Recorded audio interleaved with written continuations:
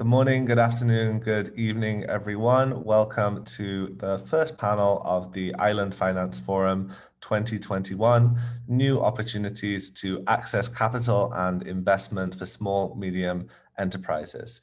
We're very proud to say this panel is sponsored by NCB Capital Markets Ltd, and that the CEO of the company, Angus Young, will be one of the panelists during this conversation. I'd now like to invite our moderator, Alicia Nicholls, who is who is a trade researcher from the University of the West Indies at Cave Hill, Barbados. The floor is yours. Thank you, Alicia, for joining us and moderating this panel. And thank you, James. Good evening or good day to everyone, because I'm cognizant that we have a lot of people joining us from across the world, including the Caribbean, Europe, US, Latin America, the Pacific, and Africa, and Asia as well. It is a pleasure to be joining you here from beautiful Barbados. Welcome to today's open panel, New Opportunities to Access Capital and Investment for Small and Medium-Sized Enterprises. Before I introduce our distinguished panelists, permit me first to extend best wishes to our brothers and sisters in St. Vincent and the Grenadines who are currently being affected by the eruption of the La Soufrière volcano there. I also wish to extend kudos to the organizers, Island Innovation, for hosting yet another informative and timely event, and to the sponsor as well. SMEs comprise the majority of businesses globally and are an important contributor to employment and economic activity. Studies by the World Bank and OECD, for instance, point to the critical role SMEs can play in achieving the Sustainable Development Goals. As well, we also know that SMEs, despite this, face several significant obstacles which can limit their growth, ability to export, and their potential role in fostering sustainable development. One of those barriers most cited is what we'll be dealing with today, access to finance. We also know SMEs are among the most significantly impacted by COVID-19. So how can SMEs overcome financing barriers, unlock financing sources, and play a greater role in building resilient island economies at such a challenging time? Joining us to share their expert perspectives on these pressing issues are 5 highly knowledgeable panelists who I will introduce by their name and title in the order in which they'll be speaking. We're pleased to have Mr. Kenneth Green, who is the Managing Partner of Advanced Global Partners, Mr. Angus Young, CEO of NCB Global Finance, Ms. Betty Foster, who is the CEO of IEPOS, Ms. Catherine Sumpter, who is the Vice Chair of the New Zealand Pacific Business Council, and Ms. Ife Badejo, who is the co-founder and executive producer of Islandpreneur Network. The panelists will each speak for 7 minutes, followed by a general Q&A session. I invite you, the audience, to please share any questions you have for the panelists in the Q&A function. Please state your name, organization, and country, and to which panelist your question is addressed. And we will try to address your questions in the Q&A afterwards. So ladies and gentlemen, it's my pleasure now to hand over to our first speaker, Mr. Green of Advanced Global Partners. Mr. Green, the floor is yours. Good day, everyone. Again, cognizant of all of the time zones that are present in this presentation. Thank you, Alicia, and thank you for inviting me to be as part of this distinguished panel. First of all, I'd like to just pay tribute to the people, the government and people of St. Vincent, who are going through a tremendous dislocation right now with the eruption of the volcano in Soufrière. Our thoughts and prayers are with them. And I'm sure that can resonate with everyone who's on this call. I'm the immediate past president of the Dominica Chamber of Commerce. So in many ways, I'm representing the Chamber of Commerce here. And like Alicia just mentioned, that SMEs are vital to the development of the global economy and of course, the Caribbean economy. For us in the Caribbean, this process has been fraught with many challenges. Obviously, we are one of the most disaster-prone regions in the world. And at the same time, we've had to deal with recently with the pandemic and the fact that we, in many ways, have had to take a leap forward in order to become technologically ready for what's next. The good news is that the only way is up, and the Caribbean has the chance to now look towards the next stage in its development, which is to look towards, in particular, intellectual capital development and intellectual property. I'll spend more time on those topics than on any other, because I do believe that whilst I am a big advocate of a former great Sir Arthur Lewis and the emphasis on building centers of manufacturing and codependency in the region, I also believe that the world has moved on tremendously, in particular since the WTO came to the fore in the 90s. What this has done is it has changed, it has created a paradigm which is again about to change. And the paradigm that has been in existence is that throughout the region, in particular in the English-speaking Caribbean, what has happened is that there's been a tendency for brands and their intellectual property to be injected into the Caribbean, to be adopted and to be fostered by companies who then use and leverage those brands and the intellectual property to monetize their own development. What this means is that actually much of the development is imported and then resold locally. We do have centers of intellectual property and intellectual capital that have developed, but those are few and far in between. Those ones that obviously we know of are in the musical arena. Bob Marley, for example, has tremendous intellectual property. We've seen it with athletics as well, with Usain Bolt. And we've seen it, ironically, in another Caribbean country which does not monetize its intellectual property to the level that it probably could, for specific reasons, and that is Cuba and its emphasis on intellectual property in the medical research arena, for something for which they should be proud, but also an example to the rest of us of what can be achieved by using resources towards a particular development arena. So that is going to be a focus that I want to talk to, primarily because we cannot rely on the same paradigms to sustain the Caribbean. As we've seen with COVID, one of the immediate dangers that became apparent was the dependency on supply chains, which we did not own. Luckily, we did not have the major shortfall of, say, having a port like the port in Miami, which serves the entire Caribbean, to being dislocated and therefore affecting all of our abilities to be able to sustain ourselves. And as amazing as it may sound, we still import a tremendous amount of commodities into the Caribbean. Yes, we are islands, but some of the commodities that we import are actually able to be produced locally in the Caribbean. But luckily, our supply chain was not adversely affected, though some shipping lines, as was globally, was affected as well. So I'm going to spend some time, hopefully, to expound on that based on my experiences being in the VC world in the past, and to talk about the value of intellectual capital and how we can use that to foster a new arena, a new future for the Caribbean and SMEs in the Caribbean. Thank you.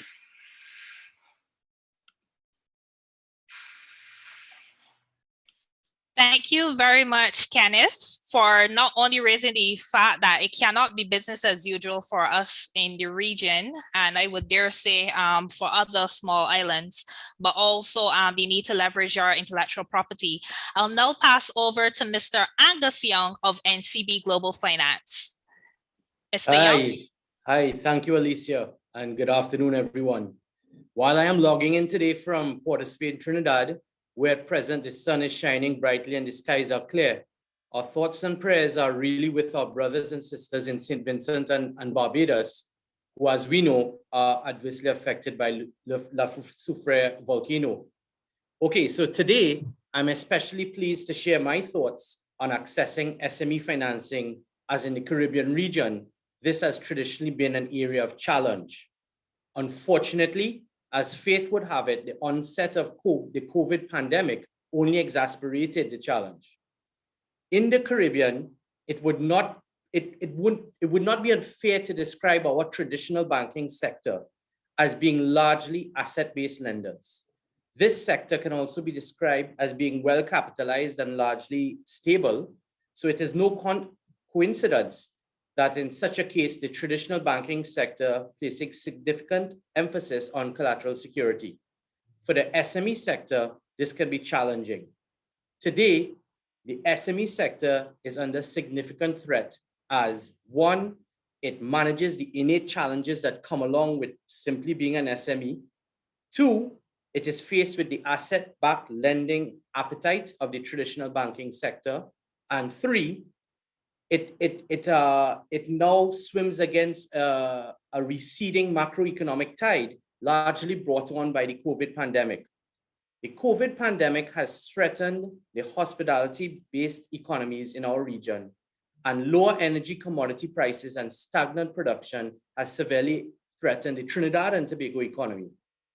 So it is fairly safe to say that the macroeconomic tides have receded, and this makes things even more challenging for SMEs to access funding. In recent times, with the onset of COVID, most regulators in the region have adopted monetary policy that reduces interest rates and increases liquidity, with the intention probably being to make credit more easily accessible. But more often than not, if an SME does not have collateral security, interest rates don't matter. And if they do have collateral security, if you don't qualify to borrow at 9%, it's unlikely that you will qualify at 7%. However, in the words of Rahm Emanuel, never allow a good crisis go to waste. It's an opportunity to do the things you once thought were impossible. SMEs and investors ought to look beyond traditional funding in the form of senior secured debt. Enter now this region-wide discussion on patient capital and alternative investments. Patient capital can be accessed privately in the form of private equity and alternative investments, or publicly via listing on the region's junior or SME stock exchanges. An alternative investment is a financial asset that does not fall into one of the conventional investment categories like stocks, bonds, and cash. Alternative investments include private equity or venture capital, private credit, managed funds, and commodities, etc. Alternative investments can look like mezzanine financing, sale and leasebacks, issuance of preference shares, structures that the traditional banking system are less familiar with. However, enter the role of boutique investment banks. As interest rates stay low for long, financial institutions will develop more appetite for well-structured alternative investment options, as interest rate compression will find it very difficult to maintain traditional banking overhead costs. Earlier, I mentioned that monetary policy is being used by a tool by regulators, but there are also actions being taken in the space of fiscal policy. For example, with public listings amongst the SMEs, while public listings among the SME sector are very popular in Jamaica, Trinidad and Tobago is still very much a debt-centric culture. The government of Trinidad and Tobago has recognized this trend, and through the Ministry of Finance, have used their fiscal policy to remove all corporate taxes for entities that list on the Trinidad and Tobago Stock Exchange, on the Trinidad and Tobago Stock Exchange SME Exchange for the first 5 years. And furthermore, for years 6 to 10, that entity that lists will only pay 50% of the corporation taxes that would normally be due. In my humble opinion, this is the government of Trinidad and Tobago is recognizing the need of the private sector to pivot is real, and this is one avenue whereby they are facilitating same. Now, in wrapping up, the options of private equity, alternative investments, and/or public equity are all available, but accessing same will require a mindset shift of both financial institutions and SME owners. Where the mind shift is concerned, first out the gate would be A, the boutique investment banks who have the desire and appetite to be non-traditional, and B, investors who recognize that the traditional net interest income model is perhaps not what it used to be. 2, SMEs ought to make sure they have access to the right financial expertise and also practice at least a practical degree of corporate governance. For example, on a very basic level, it is important for SMEs to understand the difference between cash and profit, and of course, the dynamic amongst revenue, accounts receivables, and cash, which are all very, very different. SMEs can gain access to financial expertise by choosing the right advisors and directors who they work with. Where corporate governance is concerned, SMEs can start with producing reliable and professionally prepared financial statements. Investors and lenders rely significantly on these financial statements. Accurate financial statements also facilitate better decision-making. It would serve well for SMEs to appoint at least one external director who is versed in, for example, accounting and/or finance. So when we think about funding SMEs, we ought to consider 4 things: alternative investment structures in the private arena, usually provided by boutique investment banks. 2, potentially listing on junior and SME exchanges in the public arena. 3, aligning themselves with the right financial advisors, perhaps in the form of having at least one external director who is versed in accounting and finance. And finally, adopting minimum basic levels of corporate governance, which include producing accurate financial statements. Thank you. Back to you, Alicia. Thank you so much, Angus. And I'm so happy all of our panelists have been able to give such succinct information well within their time limits. Thank you for outlining the challenges faced by SMEs in terms of trying to access traditional forms of financing, but then going on to mention some non-traditional and other forms of financing and providing some tips. I'll now pass over to Ms. Betty Foster, who is the CEO of IPOs. So thank you, Angus. And Betty, over to you. Hello, everyone. Thank you, Alicia. Thank you, Asian Innovation, for the opportunity. I'm the CEO of IPOs. I'm working in software industry. I'm living in Guadeloupe. This is an archipelago with 7 islands. We speak French in the Caribbean area. And in the abilities of our island is to practice and develop economic with tourism, with tech, agriculture. We are working with a culture specific with Creole and Caribbean culture, food, music, and style Caribbean. We are in this archipelago of Caribbean, one of the best places to find finest rum, Asian rum from Guadeloupe. The pandemic teaches us to work another way with available capital. You know, people can, you say, come in business with a lot of money. They can have VC, can bring for them money. They can have business angels. They can have partnership. But with the pandemic, money is sometimes for small business is really difficult and not affordable.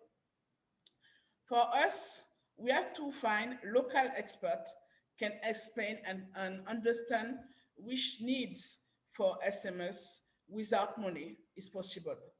We have to find a way to challenge our business, to connect, share all over the world, because with internet, we can connect with Zoom or anything as tools to be connect, to make business, to sell something. So in remote, we can do anything at any time. We are timeless. We have new opportunity for living, but we have new opportunity for business. And this is absolutely important to understand that. Why? Because the challenge facing Caribbean cluster entrepreneur is really different, because for small islands, small economy, to have money for the business. The market is small, they can scale up the market or the product very quickly, like if there was in Northern America, in Asia, or in Europe, where you have millions of consumers very easily, and the scale up is different in the mindset. So the complexity is something challenging for small enterprise, and it's fundamental to understand that this is a problem. If you have a small market, you have a lack of innovative stimulation policy in your community to have an ecosystem with more money, with more opportunity, with innovative tools or platform like this. So when you are SME in small island with small market, I think we can have a way to challenge. We have to be smarter, create deep link with our partner in Caribbean or all over the world. We have to be open-minded, have solutions to create opportunities here, but to have a partner in Africa or in Asia can make possible our project. We have to be creative, and I think with the state of life of Caribbean, we have a lot of innovative solutions, and with not only music, but with our culture, we spread the word. We have to be economical because the lack of money, of the complexity, is a reality for small economy and small markets. I want to talk about a way my company, EPOS, and some are working for another way to create the world of tomorrow. We have developed what we're talking the low-tech code. That means for some project, we use code with a less request for the server that we can economize, we can provide less energy, we can economize for the world, for the economy of the world. And we have another approach to for some transaction, for some information. So our approach is develop a code what we could be more sustainable and could be answered to 3 criteria. When we are develop a platform on apps, we're talking about if this app is useful, we have to need it, use it. All components of the apps is necessary, is very important, because if the component is not important, we don't have to put it on the apps, on the platform to economize energy. If the apps is accessible, we're talking about web accessibility, because the people can reach apps or platforms. They can be AI platform, they can be people blind, people deaf, or other kind of senior people cannot access to web content very easily. So low technology must be accessible. And the third criteria is sustainable.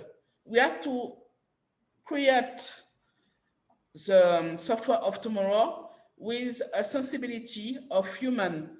We developed this for humanity, and we have to even if we are in Guadeloupe, we are saying maybe these apps can be used in Canada or in Vanuatu.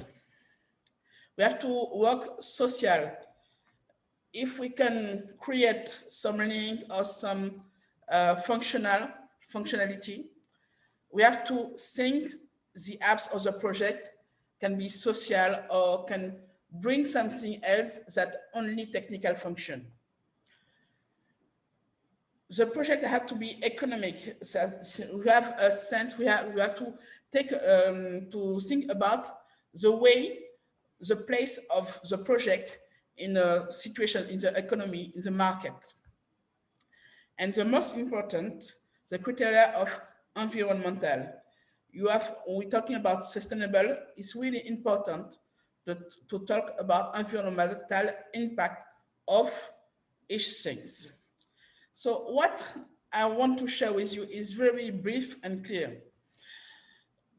The future of the investment of technology is not to have the best technology, also the most expensive one, but we have to do more with less. We don't know the future, but we have to be humble for our children of tomorrow. And we have to learn some new words to share a capital different of only cash, only money.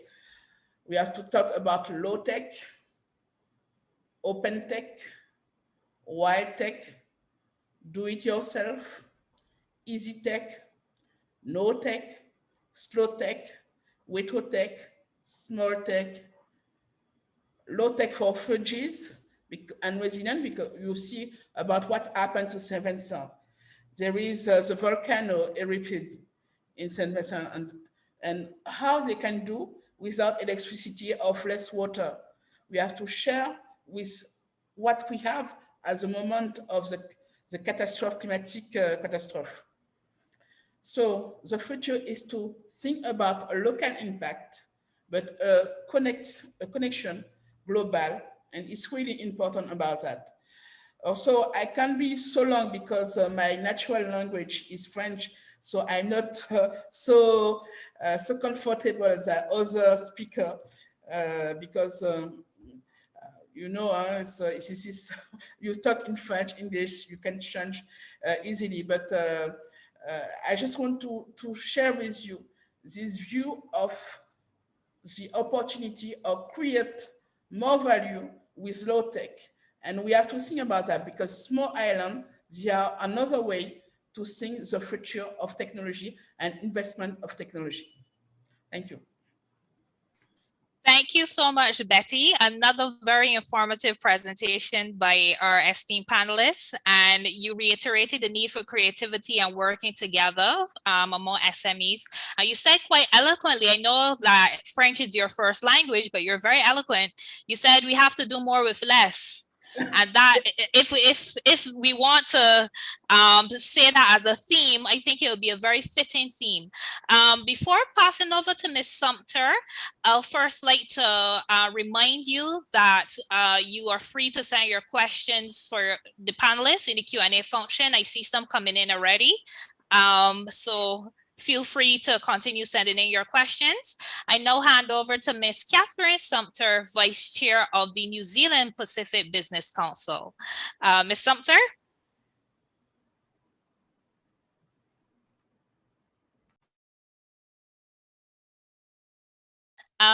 Ms. Sumpter, I think you're on mute. Good morning, everyone. Kia ora, can you hear me now? Alicia, can you hear me? Good. Good morning from New Zealand, Auckland in the Pacific. Happy to hear from you all. I am the Vice Chair of the New Zealand Pacific Business Council, which aims to promote bilateral trade relations between New Zealand and the 26 nations of the Pacific, including the French-speaking territories. This morning, I would like to talk to you about promoting women entrepreneurship in the Pacific and the issue of accessing finance for this particular group, but also it would apply to anyone else. I've heard so far from the other speakers about SMEs, and yes, we do have SMEs in the Pacific, but in the islands of the Pacific, it tends to be more sole traders. And that's why that brought me to think about women. About a year and a half ago, I spoke to a forum in Tahiti in French Polynesia, and one of the main themes that came back, one of the main handicaps, was for women of the Pacific who could not access finance, and also the remoteness. Some people were far away in some islands, miles and hours away from major hubs to access to finance. So particularly at the time, 2 years ago, COVID was not an issue. Now with COVID and a lot of these ladies who have started micro businesses connected to tourism, COVID has made sure, the pandemic has come through, and a lot of these women have lost the opportunity to sell their services, their wares, their products. And I'm talking a very small economy on tiny, tiny islands. Now, to go back to what I was saying earlier, I'd like to talk about access to finance from a cultural point of view and then also from a legal point of view. In the Pacific, the cultural point of view is that a lot of, for instance, women do not have easy access to finance because you know that when you want to borrow, the bank will need security, and often it will be land security. In the Pacific, the land ownership tends to be either from a tribe or a group of people, not necessarily one person. It's usually part of a collective. So if you want to put your land as collateral, but it's more likely that you can't because you'll need the approval of the rest of the group or your community or your village.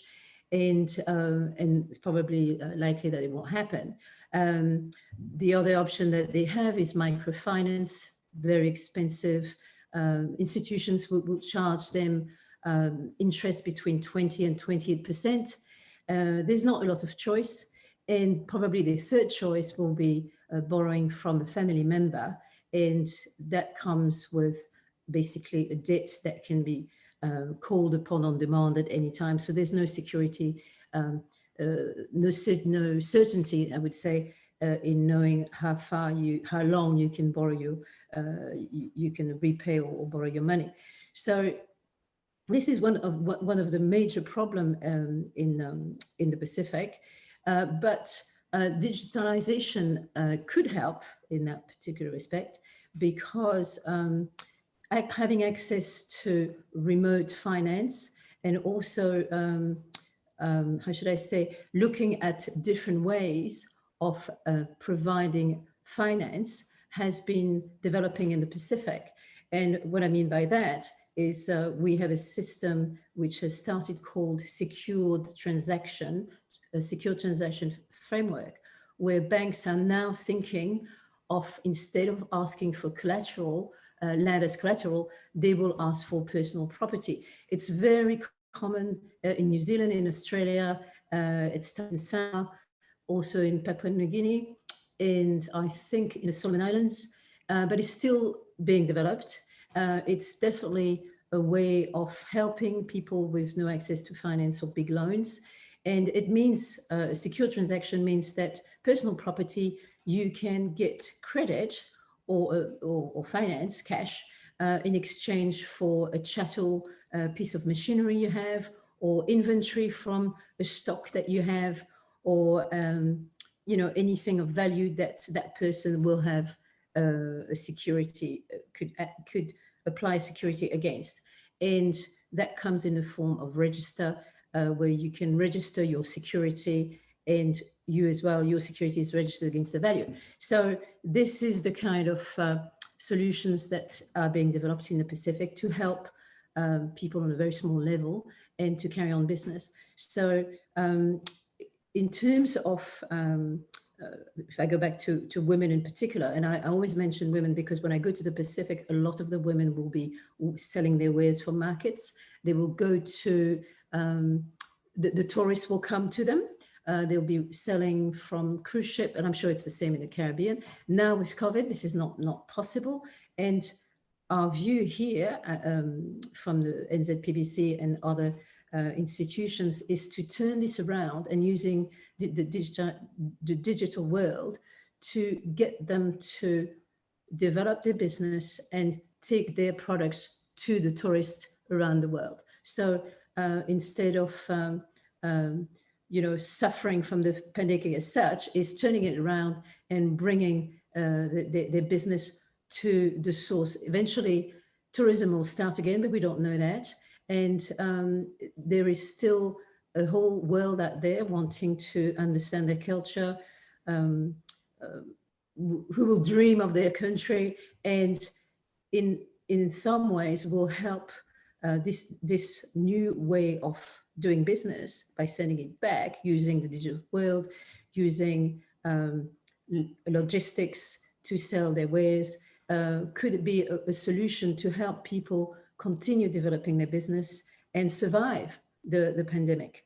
So that's where I was coming from with using secure transaction, borrowing may also through crowdfunding, and establishing networks, platform, entrepreneurial hubs where people can meet, exchange ideas, attract investors from in or outside their own region, and be able to the end of being able to continue doing the business they were doing before the pandemic came upon them.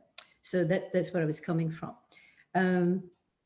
Continuing from that theme, I think that on a general term, whether it's in the Caribbean or the Pacific, and following up from what Betty was saying, I think that using the digital world is definitely the solution for a lot of the islands because we're so remote, but suddenly the world becomes our oyster. With the right training, with the right connections, with the networks that we can create between us, using the communities, the world community, we can exchange ideas. We can teach each other what we know, and we can all benefit from that. Whether it's to learn how to do business or how to manage finance, how to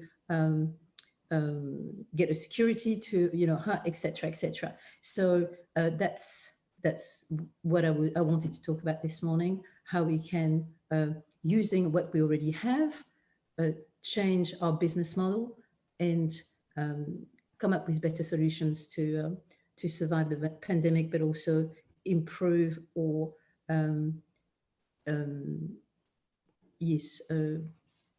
continue what we were doing before and using and basically turn against the adversity of the pandemic.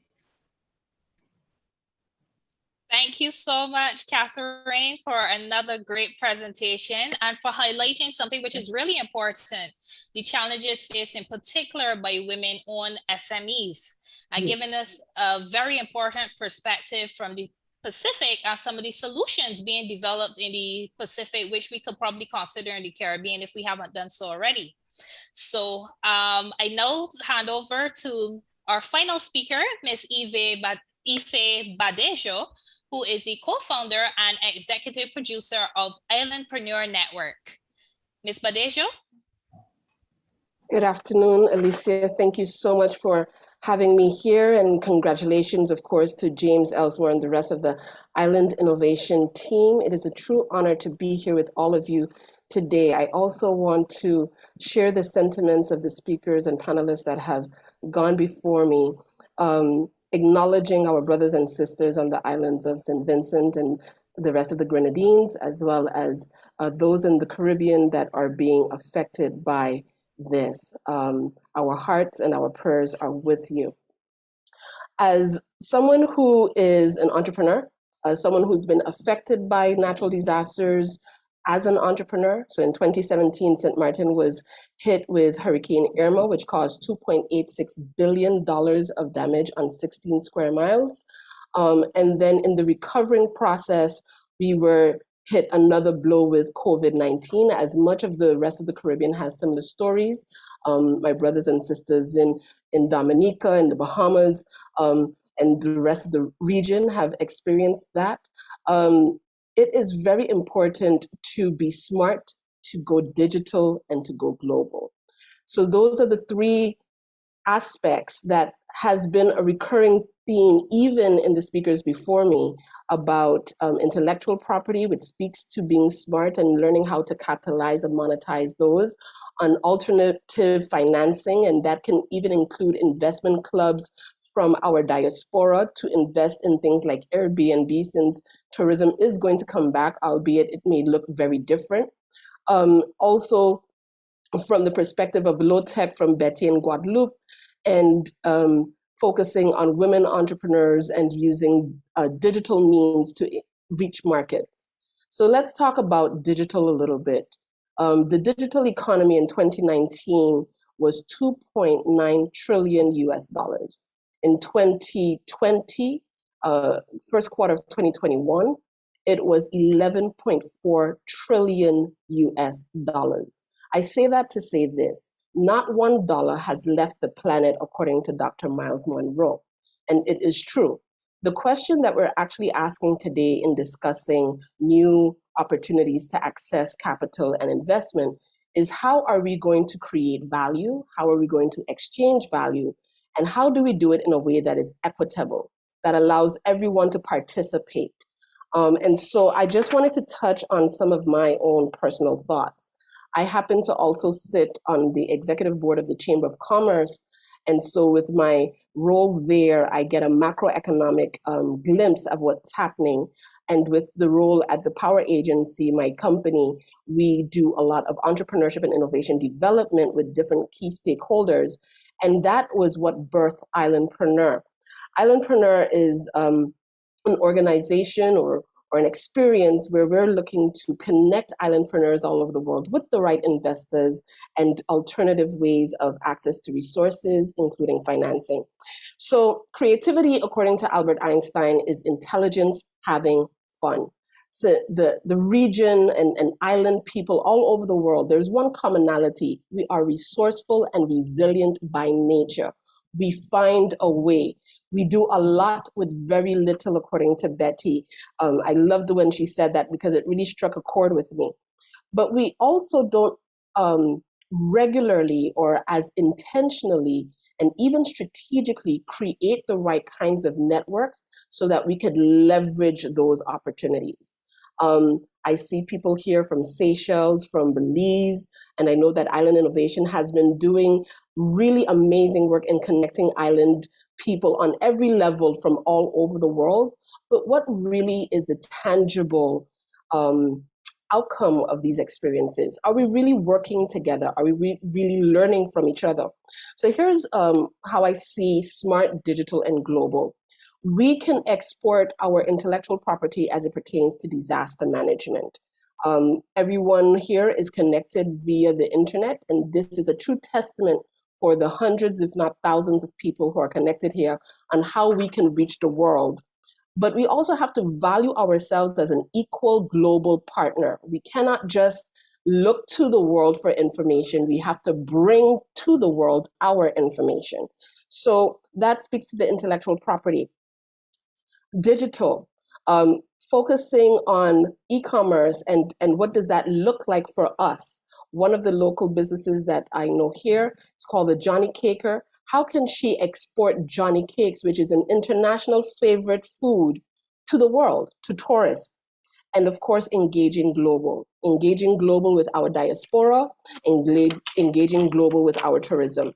I can speak strongly more to tourism because St. Martin is heavily tourism based.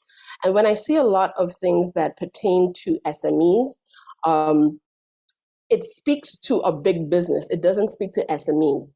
As the previous panelist stated, most of our entrepreneurs as an SME are solo traders. They're solopreneurs.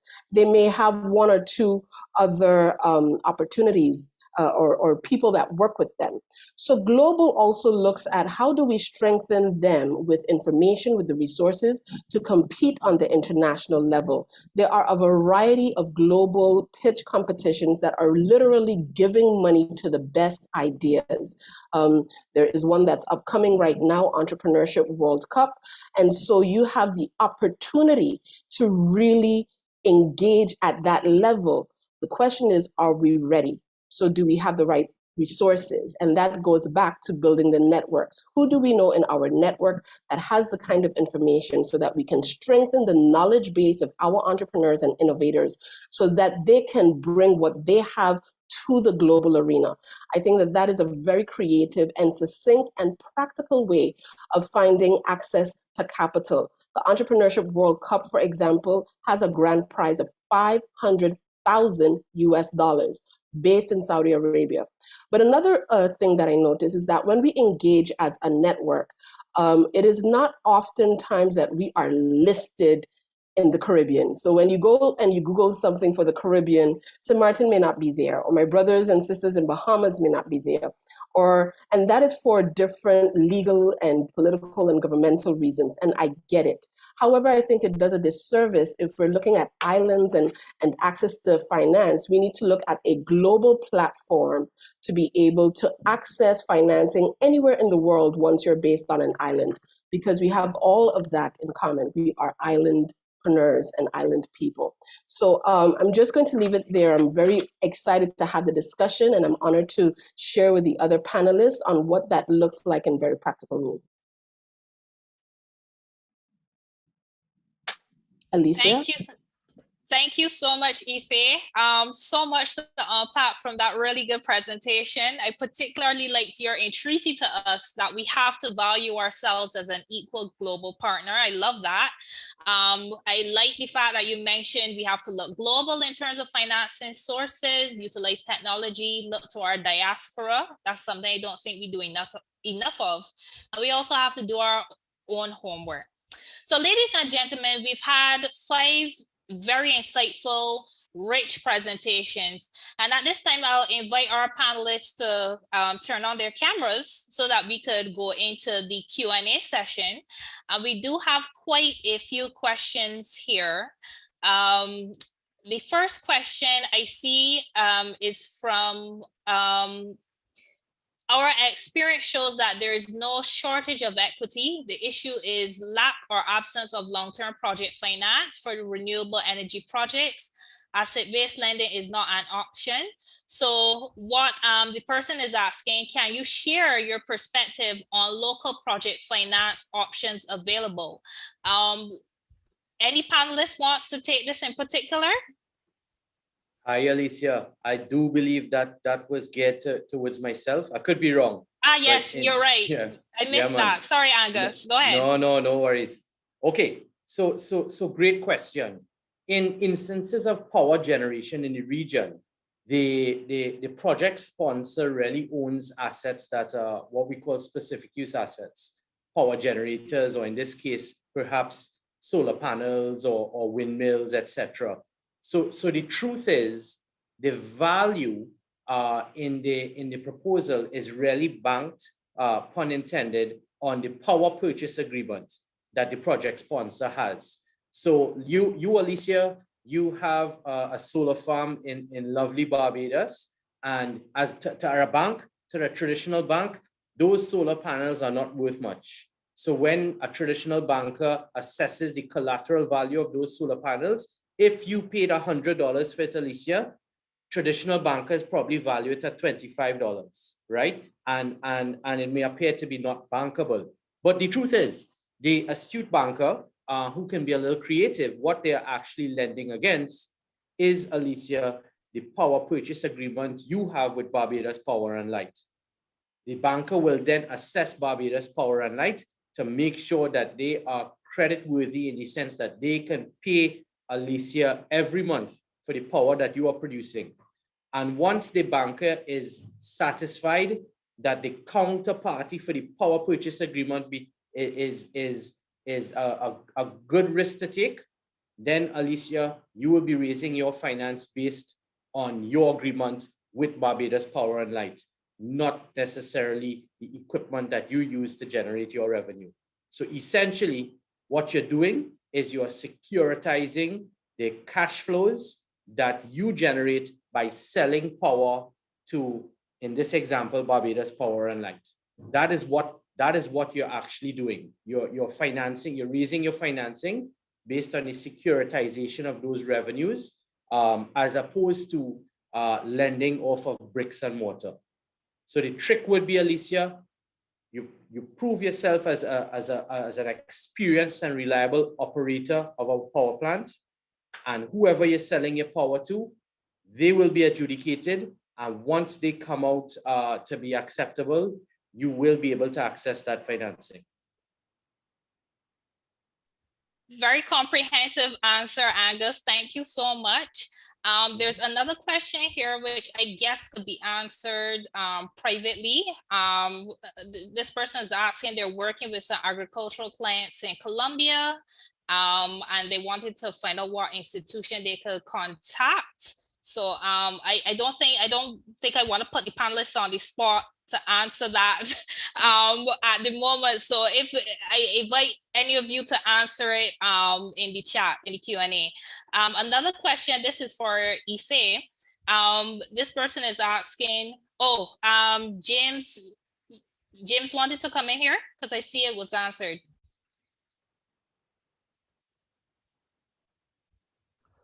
No, sorry, go ahead, Alicia. Okay. The next question, Ife, don't you think a regional platform first and then moving it forward internationally would be a better force or form of representation? So I think what they're asking is, would it be better to look regionally first before going international? I think it's very important that you start where you're at. And so definitely having a regional format, but also realizing that the world is made up of islands. 11% of the world is on islands. The population, 11% of the entire world is on population. And when you say islands, that can mean, for example, on the Pacific area, that could mean in Asia, that could mean off of the coast of the US, that can mean off of the coast of Africa.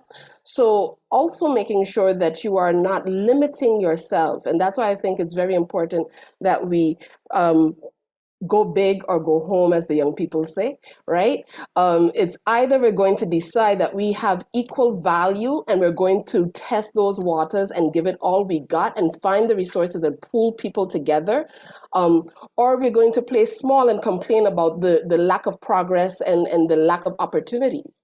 And so we need to make a decision ultimately on how we want to play in the world and how we want to show up in the world and do everything we can to show up in that way. And that is why intellectual property is important. That's why digital is important. That's why having the right kinds of logistic supply chains are important, because then we would shoot ourselves in the foot if we continue to address a big problem from a small perspective. It is a big problem. It's a universal problem that we're having. It's not just selected to a region, although there may be cultural differences and different tastes from how people handle business culturally. Thank you for that, Ife.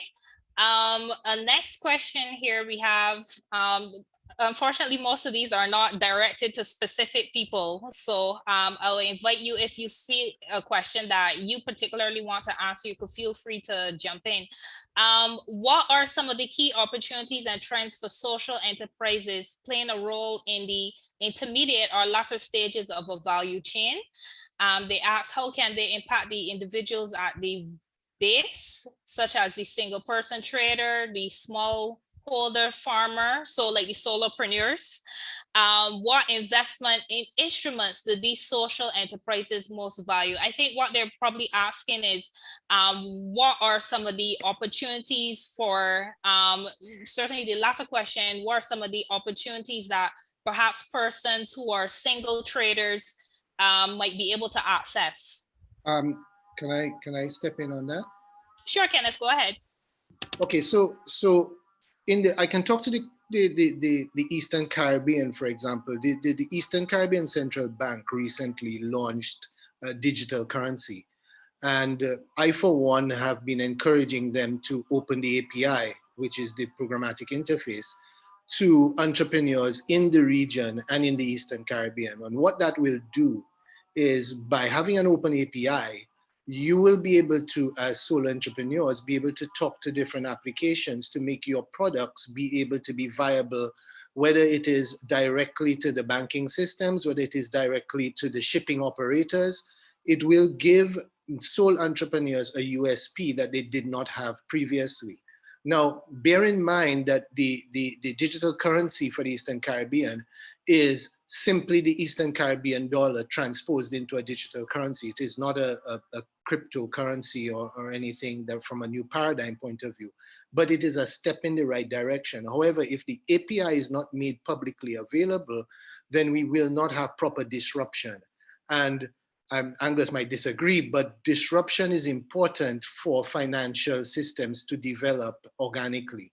If we do not have disruption, then you have a static system, and then people are constantly beholden to the same methods of raising capital and trying to get loans and trying to basically lend money from asset-rich banks or liquid-rich banks. And so that's very important to look at the onset of digital currencies in the Caribbean, to look at avenues for new ways for sole entrepreneurs to start to build some level of variation into their platforms. So Ken, I don't disagree at all. In fact, I agree with you 100%. Disruption is extremely important for evolution. And I just would like to say that once the disruption takes place within a regulatory environment that serves us all, we will preserve the wealth of those who could not afford to lose what they have. So once that disruption takes place within a regulatory environment that is facilitative, 100% supportive. Okay, perfect. I'm going to go to Betty next, because there's a question that Betty has flagged that she will wish to answer. And it's by, if I may, Betty, for the benefit of the audience, the question is, what can be done to promote a technology-friendly mindset regionally? Very interesting question. Betty, please go ahead.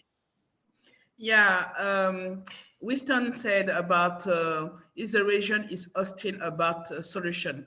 I think in Caribbean, we are really innovative. We create solution can use worldwide. Yesterday, I was with a startup who is working on hydrogen and technology, can improve and economize a lot of energy all over the world, and can change our dependency really. So we can use innovative solution in the Caribbean, but unfortunately we are in the small market. We have sometimes some people are conservative. They have a prerogative for commerce or business. And so this is the rules of the small market and the complexity. You have to do with that and to find a way to success. And maybe you can connect with other people, because some enterprise in Caribbean area looking for a senior developer with a lot of experience can create the future tools or the future platform or innovative apps. So don't think about only you are uncomfortable about the hostile regions. We are not hostile at all. We are really innovative in the Caribbean region on small island. So you have just to find another way to face to the problem. Can I? Oh, sorry. Go ahead, Kenneth. Yeah, I'd like to back Betty, and I'd like to just build on something, that's a concern. Addressing Winston's question, even to look at the intellectual property side. The Caribbean needs to have, and I don't think the Caribbean is technology unfriendly. What the Caribbean does not have, it does not have innovation embedded into its legal framework. So, for example, we don't have a common trademark office for the region, which is unfortunate. And so therefore, being able to patent and trademark technology as a new inventor is very difficult. So if you want, for example, to span something across the region, you have to actually go through the same process in each jurisdiction separately.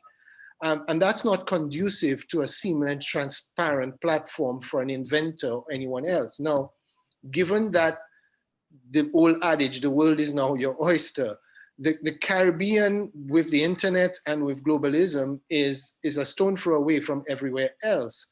But in order for that to become monetizable, for it to be able to be capitalized on, you need to be able to have some level of IP so that you can go forward from the region So using the region as a launchpad, not necessarily having to sell within the region, but to do so, to Winston, he has to find a USP and to be able to patent it. And I would say that the issue that we have right now and that needs to be solved right away is to make it easier for inventors to be able to patent and to trademark new technologies, new ideas, so that they can become monetizable to the Caribbean and to the greater world.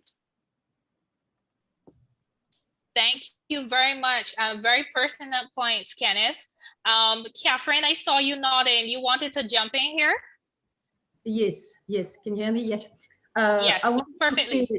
In the Pacific, I don't think that our region is against new technologies. I think we were a little bit behind. I mean, when I say we, I'm not talking about New Zealand. I'm talking about some of the remote islands in the Pacific who can solely rely on 3G. Some of them haven't got 4G yet. So, so it's to do with connectivity, and it's also to do with training and changing mindset and educating people.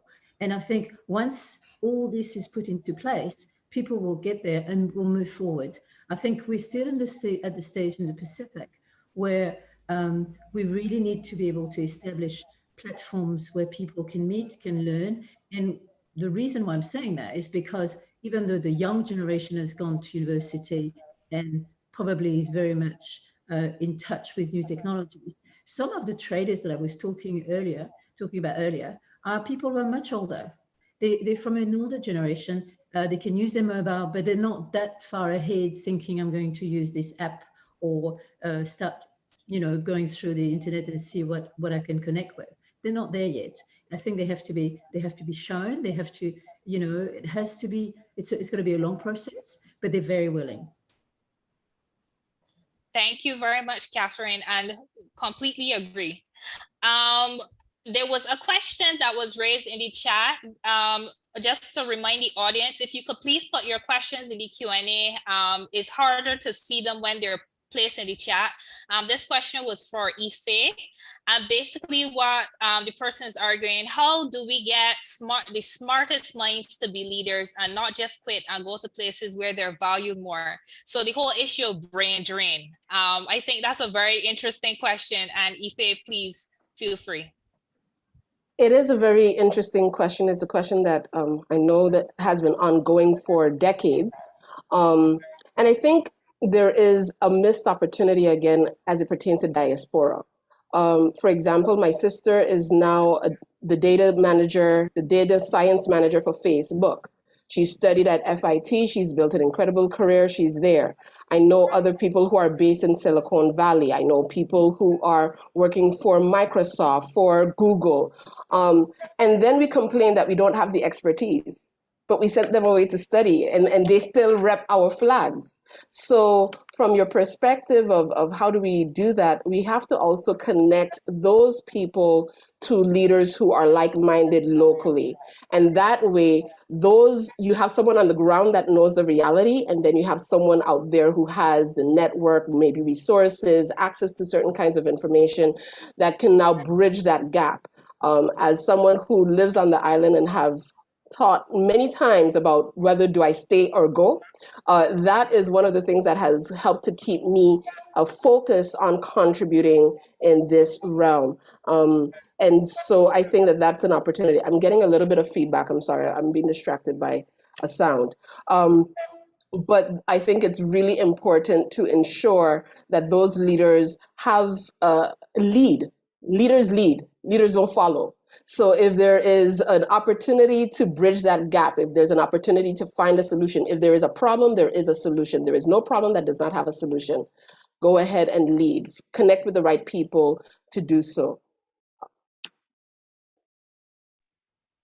Excellent answer, as expected. And yes, there is a very important role for the diaspora, for sure. That's something that we really don't do enough of, that we have to really hone in on. Another question here is, one moment.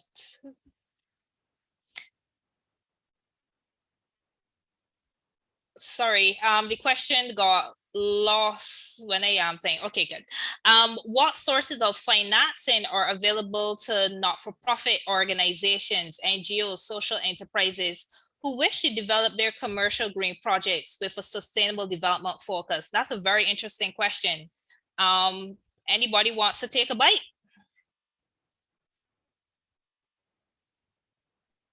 Repeat it, please. Can you repeat the question, please? Certainly. I'm sorry if I read that too fast. One moment. Oh dear. Or what sources of finance are available? Yeah, I had lost it. Yes. Sorry, there are many questions. I apologize. There are many questions, so it's difficult to scroll through all. What sources of financing are available to not-for-profit organizations, NGOs, social enterprises who wish to develop their commercial green projects with a sustainable development focus? Well, it depends on where you are. If you're talking within the Caribbean, there is the Green Climate Fund. In fact, that's global. There's the GCF. I would emphasize that this fund is currently active, but it would need for you to lobby your local government, in particular, whoever is responsible for sustainable development in your island. Each of the islands have got representation at the Green Climate Fund level. The only caveat is that they need to be significantly large projects to attract the interest of the Green Climate Fund. A simple Google search will look it up, and in whichever island you're in, there's tremendous funds available through the GCF, which would be targeted through the respective ministry in your island. That's for the Caribbean in particular, but it's for everywhere. If you look at the Green Climate Fund, it gives you the zonal breakdowns. Thank you so much, Kenneth. Another question, which is quite interesting, given sargassum has been an issue for us in the region, are there funds available for sargassum management across the Caribbean?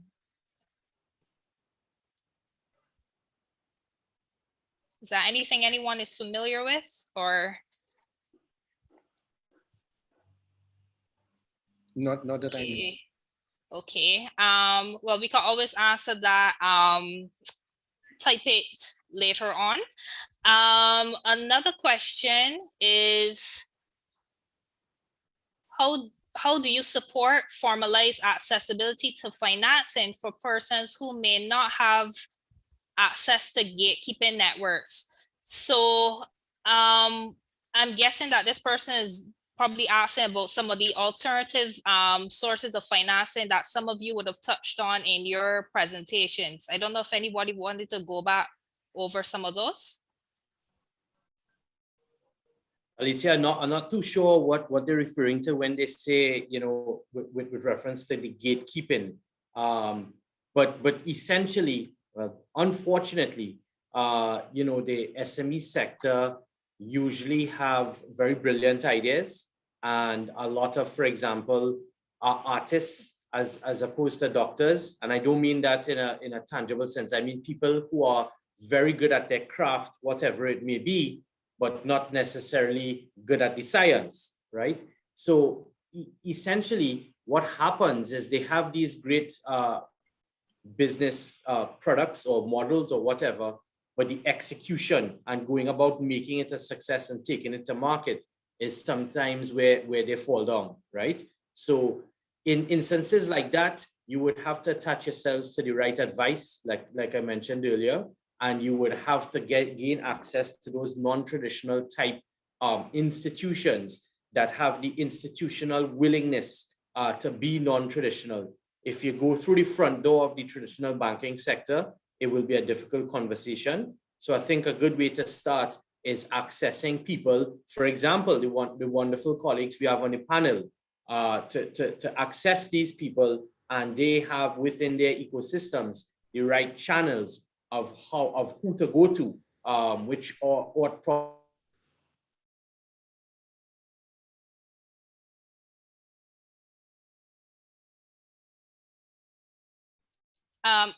I don't know if it's my computer. I think it's Angus, okay. It's Angus. Yeah. Okay. Yeah, it's on Angus's side. Okay, Angus, I will let you finish your point. We'll come back to you after I go to this next question, if that's possible, because I think we have lost you. This question is for Katherine.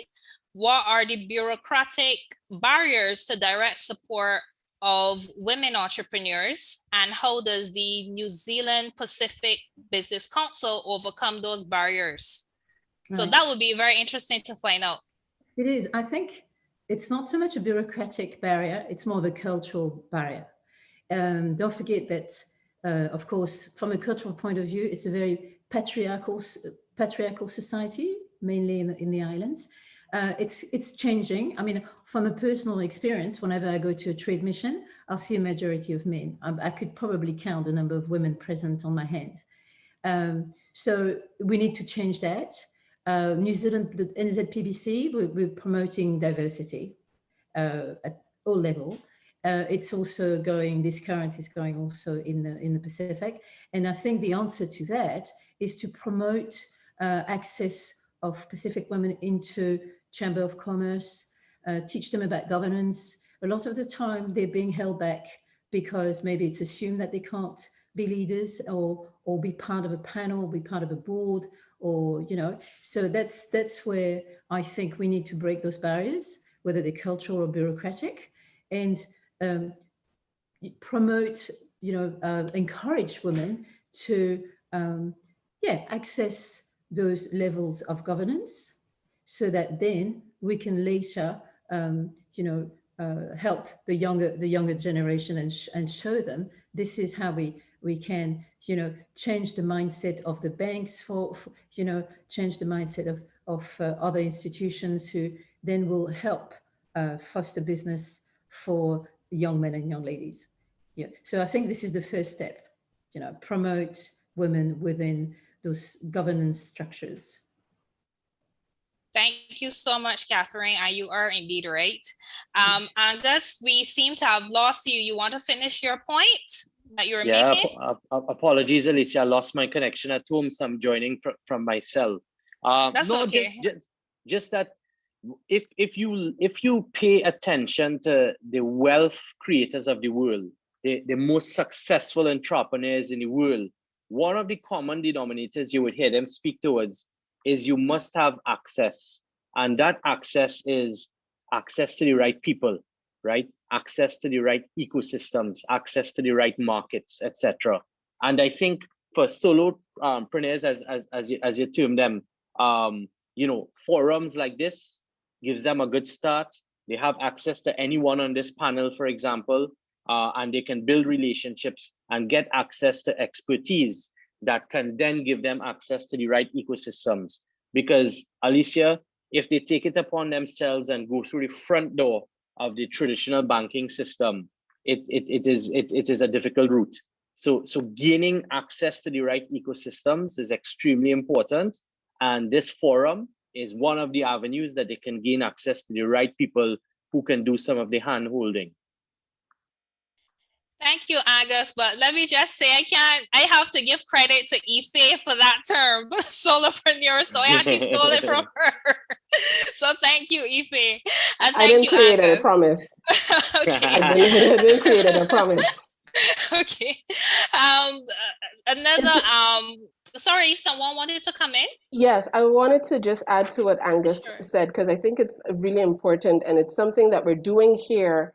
And as powerful as this is, and as amazing as all of these panelists are, what are we going to do after, right? How are we going to be intentional about ensuring that we're building those right relationships and having access? So I wanted to just share a couple of things based on some of the discussions earlier.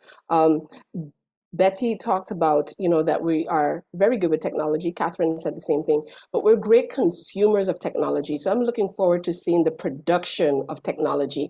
You cannot monetize technology that is not produced. It has to take shape and form. And so I'm very excited about that. And so for that, I encourage people to connect with Betty, because I love, the nerd in me loved everything she said. And then when it came to nonprofits, the question was, where can they find funding? if you're a solopreneur, if you're an entrepreneur, if you're a micropreneur, if you are a social enterprise, look for competitions. I know it sounds crazy. I know it sounds like, what am I going to do with that? But those are fairly low entry to barriers. Plus, many of them provide a lot of access to experts, resources, information, training to support you so that you are ready for the global stage.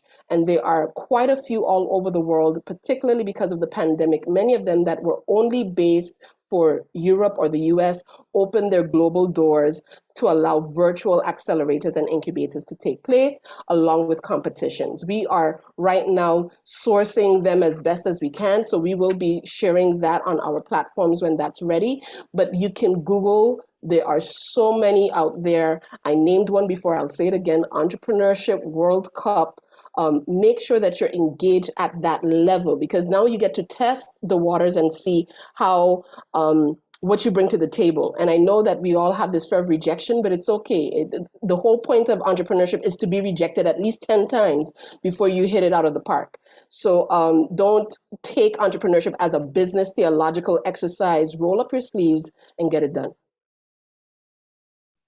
Very sage words, among the many sage words that have come from this panel. And I think one of the important themes that have come from the panel, just to go back to Angus's point earlier, is the importance of networking, because that is one of the ways in which you could, you know, get to know the gatekeepers, or if necessary, bypass the gatekeepers, so to speak, as an entrepreneur. We have some more questions here. I know that we're short on time, so I'll try to get to them quickly. This one is for Ife.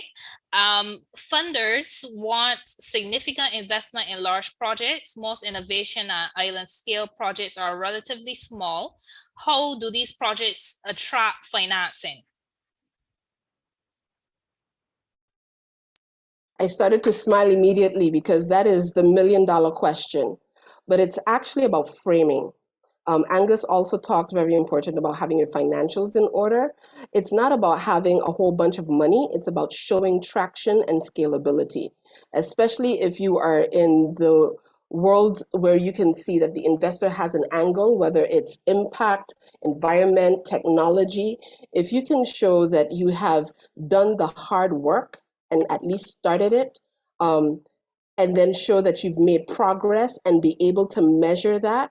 When we talk about SMART, earlier I talked about being smart, digital, and global. SMART means data-driven. You need to collect the data. You need to make sure that you're not just doing and are not measuring and recording what it is that you're doing. And so for many projects, if you're able to frame it in a way that you can show scalability, traction, progress, and that it's hitting their sweet spots, they may be able to direct you. And sometimes, in often cases, they find private investors to be able to support you if it is not within the realm and the scope of what the project is that you want to be involved in. And then the other point, to Angus's point, and also my implicit point, collaborate. If you're competing, you're failing. It's as easy as that. If you're competing for it, you're failing. So find 2 or 3 other people who you can collaborate with and create a bigger project that would be much more attractive. That's another way of doing that as well. Well said. And that's another important theme that has been coming out. I think Betty had mentioned that as well. The need to partner and work together, not just within the Caribbean, but also with other entrepreneurs around the world. I know we have to wrap up. I'm just trying to go through the questions to see if there are any that I could put together. We have a question here. How will climate change and sea level rise impact everything the islands are doing and the growing natural disasters the islands are facing? I think that's a very live issue to think about, given what's going on with the volcano in St. Vincent and the Grenadines. Also, we're soon entering the hurricane season. Kenneth, if you wanted to take this? I just wanted to raise again, I might sound like a broken record on this, but the importance of IP. The old paradigm of physical infrastructure monetizing growth is still viable. However, it is in leveraging IP. And sometimes the IP does not necessarily have to be registered and protected in your domain, but it does need to have a joint venture partner who can work with you on it. And I'll give you an example. The Caribbean has a $600 billion deficit with the United States. So we import a tremendous amount of commodities from the United States. The United States currently has trade barriers, not just now, but will be erecting further trade barriers with China in particular. The Chinese have a need to be able to create not just new partnerships, but be able to leverage new ideas, not only into China, but also into Africa and to other markets that they serve, Brazil, South America, Peru, their biggest trading partners now. Being able for Caribbean entrepreneurs to find partners in Asia to be able to differentiate new products that they can use the IP. Now, in the past, that would have been a dangerous step because China was known for being one of the biggest IP violators. But over the last 3 to 4 years, China has become incredibly progressive in IP registration and IP management, which means that they're open to attracting businesses to actually manufacture their products, not just in China, but to lodge their IP over there. So the reason I'm saying this is that more and more we have to deal with the reality of climate change affecting our land space, but it doesn't affect our brains. It doesn't affect our intellectual equity. And that is critical because not creating a locational dependency on a specific island or a specific jurisdiction is going to be key to our survival, not just as individuals, but as businesses.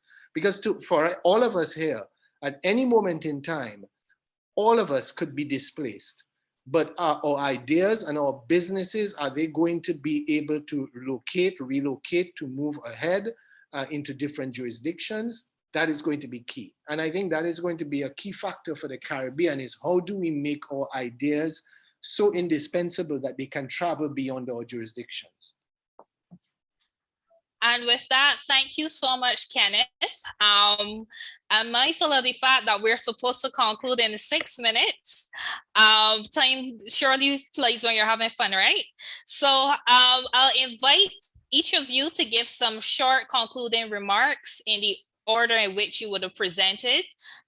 So Kenneth, if you wanted to go first. Thank you, Alicia. It's been an interesting discussion. I'd like everyone to continue to be engaged, to continue to look at the opportunities for building alternative capital ventures, looking at joint ventures outside of the region with players who either want to come in or who want to extract value from new ideas and new commodities that we produce in the Caribbean.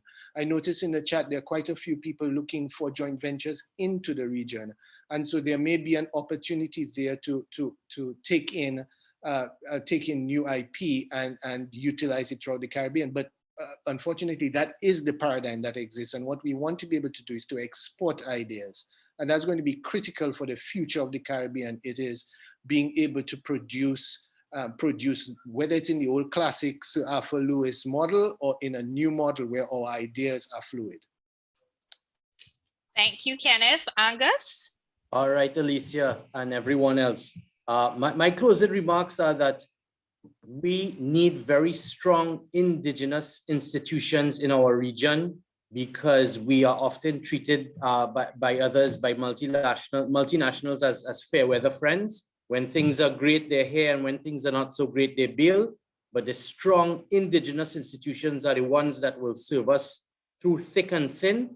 My grandparents on my dad's side are from China, and from my mom's side are from India.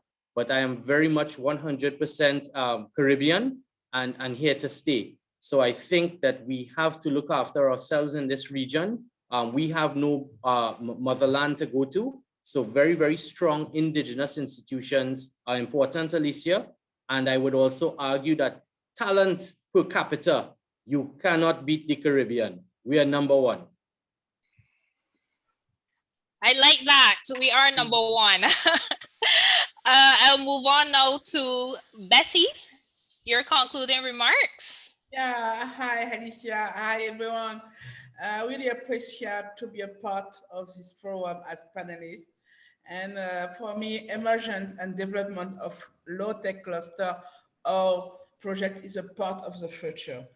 And I really open to collaboration on all cooperation projects in our area.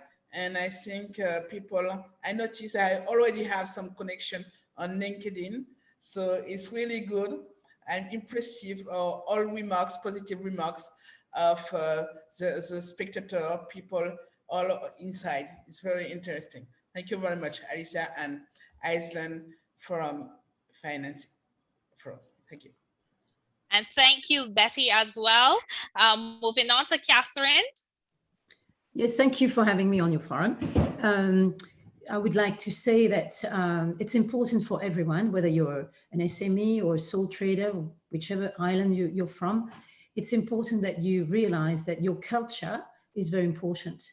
If you're going to start a business, you don't have to look further afield. You can just look around you and remember the richness of your business or the success to your business is what you know best. It's the product that probably sits in your garden, whether you're growing coffee or chocolate or any other products, and thinking, how am I going to bring that culture to the rest of the world using the digital and networking with other people to bring in finance, share your knowledge, and give back to your own community if you can. So, and with also in the background, thinking about the environmental issues, because you also know what's good and what's bad for your own environment. So yes, that's my message. Don't forget that if you're going to do business, it's also what you already know and sharing what you already know.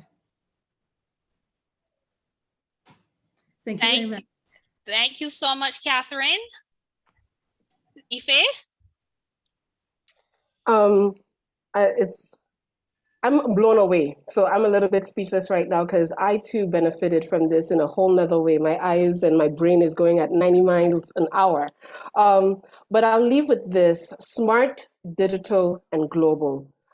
Be data driven, make sure you have your intellectual property in place. As Kenneth Green said, it doesn't have to be a patent, trademark it. You know, we speak a certain way, we do food a certain way, we dance, whatever, however you can trademark it and make sure that you're building intellectual property because it is an asset.